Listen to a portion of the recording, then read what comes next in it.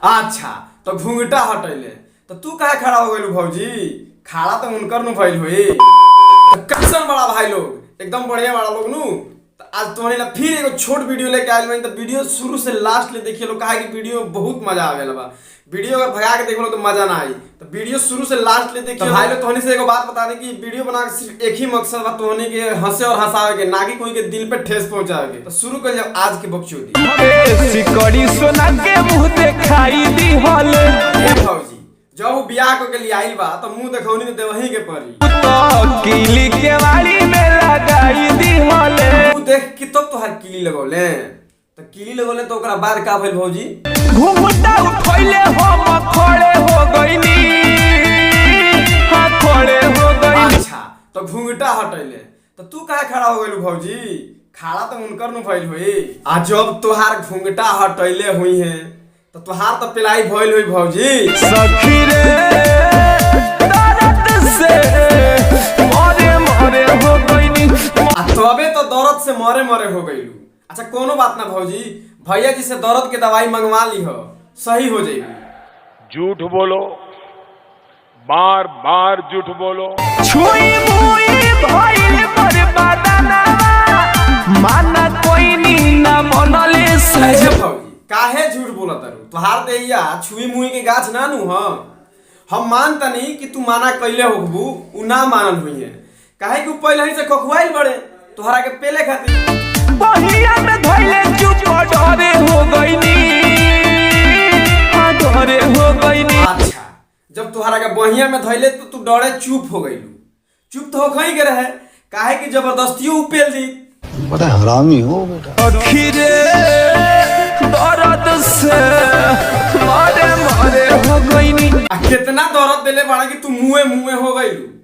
कहीं तोहार पीछे तो निखन नु मार देले, कौन गारंटी बा? हो सकता। आर यू कॉमेडी मी?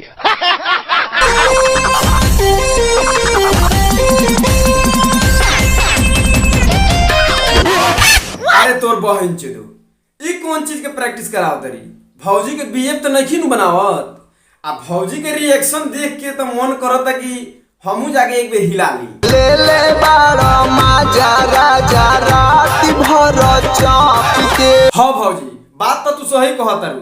रात भर भैया पेलले बा, आ हमू देख ले बानी, हमरा संगे संगे और लोग भी देख ले बा, सारा लोग देख ले बा। चूस गइलो उठावा के मोर ललिया ए राजा।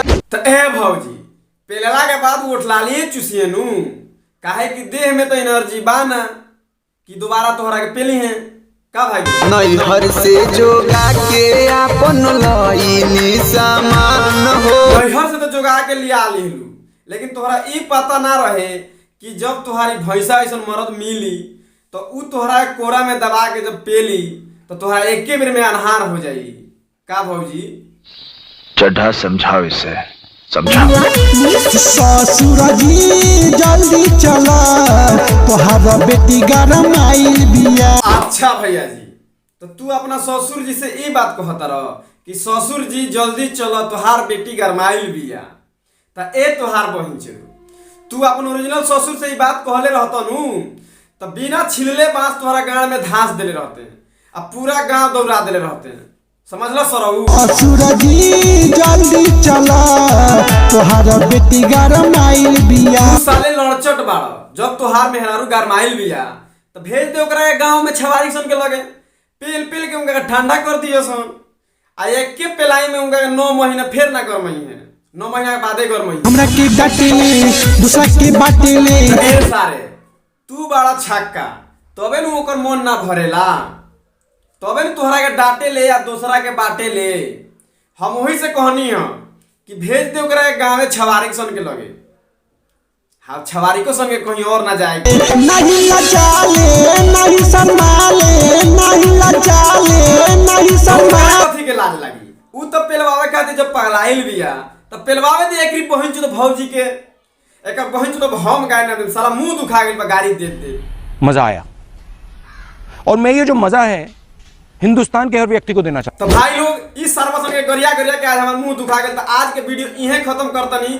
तो ए भाई लोग वीडियोवा पे नया बड़ा लोग तो लाइक कर दो यार, सब्सक्राइब भी कर लो चैनल के। चैनल सब्सक्राइब कर ले लोग तब न तोहनी के छोट भाई वीडियो बना बना के तोहनी के मनोरंजन कराई। तो हमनी के मिले फिर एगो छोट वीडियो में, अगला वीडियो में, तब तक लब्बा।